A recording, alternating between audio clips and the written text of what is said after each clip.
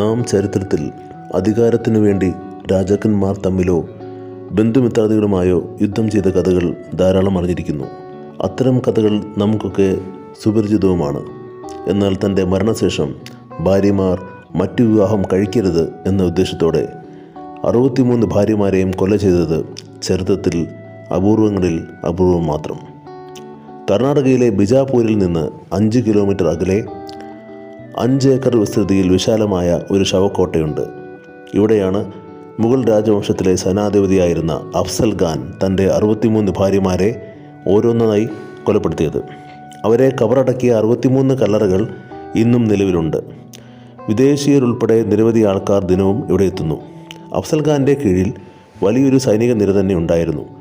ബിജാപൂരിൽ വർഷങ്ങളായി ഭരണം നടത്തിയിരുന്ന മുഗൾ വംശജൻ ആദിൽ ഷായുടെ സർവ്വസേനാധിപനായിരുന്ന അഫ്സൽ ഖാന് 63 ഭാര്യമാരായിരുന്നു. മുഗൾ സാമ്രാട്ട് ഔറംഗസേബും ശിവജിയും തമ്മിലുള്ള നിരവധി ഏറ്റുമുട്ടലുകൾക്കിടയിൽ അഫ്സൽ ഖാന് ശിവജിയെ നേടാനുള്ള നിർദ്ദേശം ലഭിച്ചു. അഫ്സൽ ഖാന് ജ്യോതിഷത്തിൽ വലിയ വിശ്വാസമായിരുന്നു. ശിവജിയുമായി യുദ്ധത്തിന് പുറപ്പെടും മുൻപ് അദ്ദേഹം ജ്യോത്സ്യൻ്റെ അഭിപ്രായം തേടുകയുണ്ടായി. യുദ്ധത്തിൽ അഫ്സൽ ഖാൻ കൊല്ലപ്പെടുമെന്ന് ജ്യോത്സ്യൻ വിധി എഴുതി. യുദ്ധത്തിൽ പോകാതിരുന്നാലും മരണം ഉറപ്പാണ്. ഒടുവിൽ അദ്ദേഹം ഉറച്ചൊരു തീരുമാനമെടുത്തു. താൻ മരിച്ചാൽ തൻ്റെ ഭാര്യമാർ മറ്റാരും വിവാഹം കഴിക്കാൻ പാടില്ല. അതിനായി അദ്ദേഹം എല്ലാവരെയും ഒന്നിച്ച് ബിജാപൂരിനടുത്തുള്ള ഒരൊഴിഞ്ഞ കുന്നിൻ മുകളിലെത്തിച്ചു.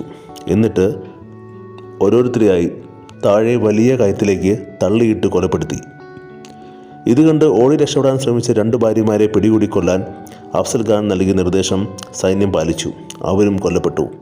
അതിനുശേഷം 63 പേരെയും ഒരു സ്ഥലത്ത് അടുത്തടുത്തായി കല്ലറ നിർമ്മിച്ച് അടക്കം ചെയ്തു.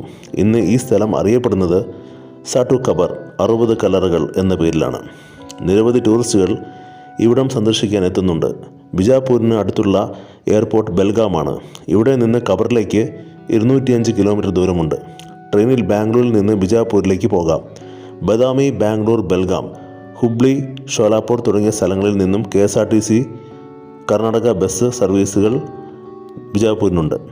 ബിജാപൂരിൽ നിന്ന് കേവലം 5 കിലോമീറ്റർ ദൂരമേ ഖബറിടത്തിലേക്കുള്ളൂ.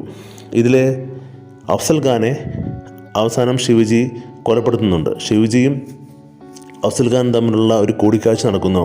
ആ കൂടിക്കാഴ്ചയിൽ 2 പേരും അന്യോന്യം കൊല്ലാൻ ശ്രമിക്കുന്നുണ്ട്. ആദ്യം ശിവജിയെ കൊല്ലാൻ വേണ്ടിയാണ് അഫ്സൽ ഖാൻ ഒളിച്ചു വെച്ചിരുന്ന വാള് വെച്ച് കുത്തി. പക്ഷേ ശിവജി ഒരു പടച്ചട്ട ഉള്ളിൽ അണിഞ്ഞ കാരണം അദ്ദേഹത്തിന് മുറിവേറ്റില്ല. അപ്പോൾ തിരിച്ച് ശിവജി കയ്യിലിരുന്ന ആയുധം വെച്ചിട്ട് അഫ്സൽ ഖാനെ കുത്തിക്കൊല്ലുകയായിരുന്നു. അത് കഴിഞ്ഞിട്ട് ശിവജീനെ ശരിക്കും ആ നാട്ടിലെ ആളുകൾ രാമരാവണ യുദ്ധം എന്ന രീതിയിൽ തന്നെ പുകഴ്ത്തി ഈ ഒരു സംഭവത്തെ പറഞ്ഞ് ശിവജീനെ അധികം പോപ്പുലർ ആവാനും അന്ന് ഈ ഒരു സംഭവം ഇടയാക്കിയിട്ടുണ്ട്. ഇത് ഔറംഗസീബിനും വലിയ ക്ഷീണമായിരുന്നു. ശരിക്കും അഫ്സൽ ഖാൻ്റെ കൂടെ യുദ്ധത്തിന് പുറപ്പെട്ട ഒരു സൈനികൻ്റെ മകനായിരുന്നു ശിവജി. പക്ഷേ ശിവജി കൂടുതൽ പോപ്പുലറായിട്ട് അഫ്സൽ ഖാനും ഔറംഗസീബിനൊക്കെതിരായി പയ്യെ ഒരു സാമ്രാജ്യം കെട്ടിപ്പടുക്കുകയുണ്ടായത്. ഇന്നും ഈ ഒരു കഥ പാടി നടക്കാൻ ആളുകളുണ്ട്. ശിവജിയുടെ വീരകളിൽപ്പെട്ട വലിയൊരു കഥയാണിത്. ശിവജി അഫ്സൽ ഖാനെ വധിക്കുന്ന ആ ഒരു ചിത്രങ്ങളൊക്കെ പല സ്ഥലങ്ങളിൽ പ്രദർശിപ്പിക്കുകയുണ്ടായിരുന്നു. ഇപ്പോൾ അധികം പ്രദർശിപ്പിച്ച് കാണുന്നില്ല. പക്ഷേ ഇങ്ങനെയൊരു കഥ ശിവജിയുടെ ജീവിതത്തിൽ രേഖപ്പെടുത്തിയിട്ടുണ്ട്. അതിൽ അഫ്സൽ ഖാൻ്റെ ചെറിയൊരു കഥ മാത്രമാണ് നമ്മൾ ഇപ്പോൾ കേട്ടത്, 63 ഭാര്യമാരുടെ കഥ. ഇത് നടന്നതാണോ അല്ലേ എന്നുള്ളത് ഉറപ്പൊന്നുമില്ല. പല കഥകളിൽ ഒരു കഥകൾ മാത്രമാണ്. എന്തായാലും 63 ഭാര്യമാരുടെ കബറിടങ്ങൾ ശരിക്കും ഉണ്ട് എന്നുള്ളത് സത്യമാണ്.